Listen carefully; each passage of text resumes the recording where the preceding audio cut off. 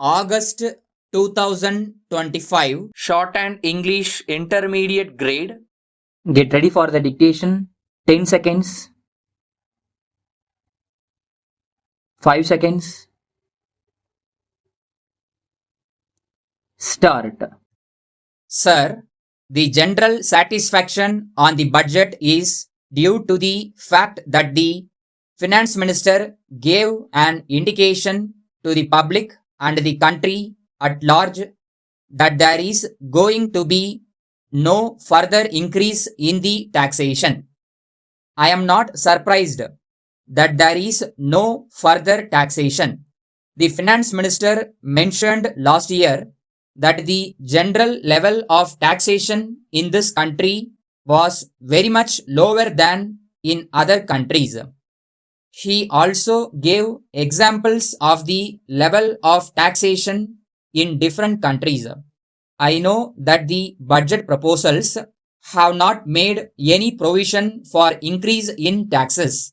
In other countries, the general level of taxation is said to be higher than ours. For example, there is England.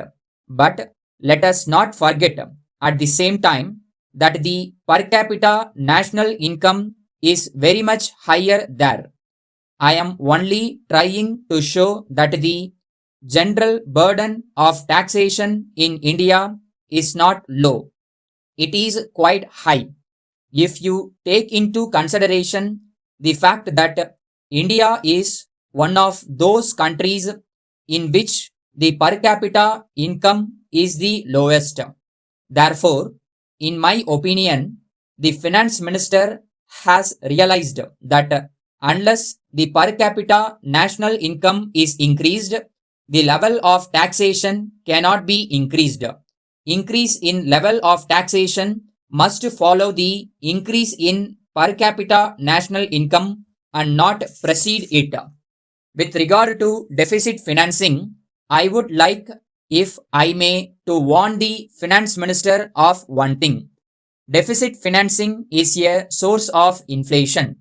We are resorting to it with the idea that we may be able to get some foreign aid or increased production.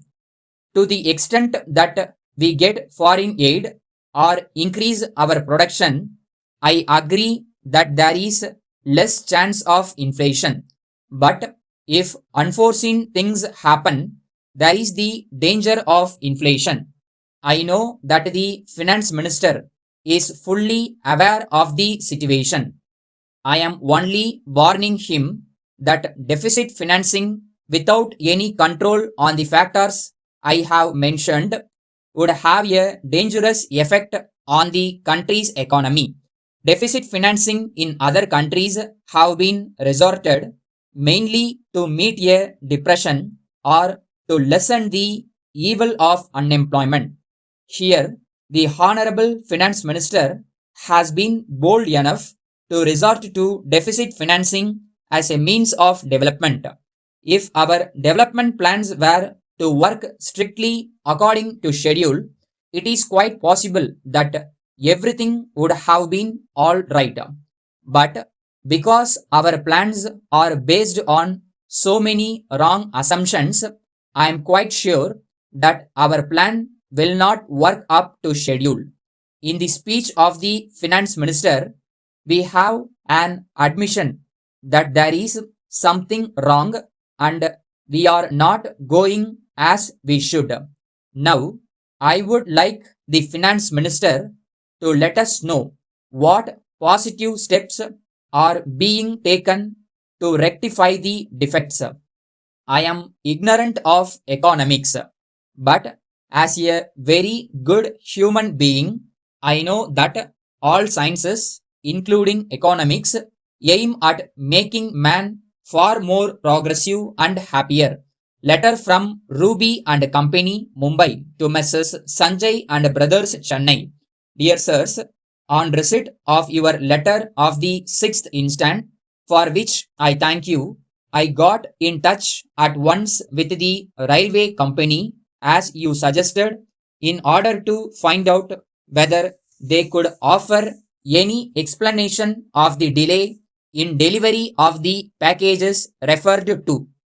The officials assured me that in view of the special nature of the contents, every precaution had been taken to make sure that the goods should reach you within the time limit which you had laid down.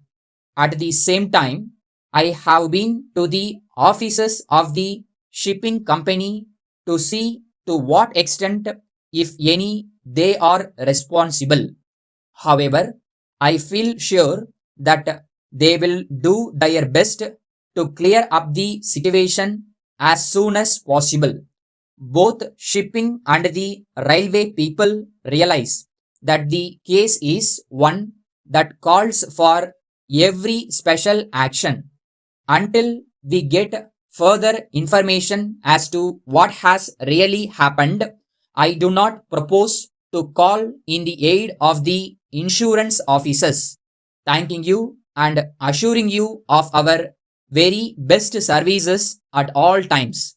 Yours very truly.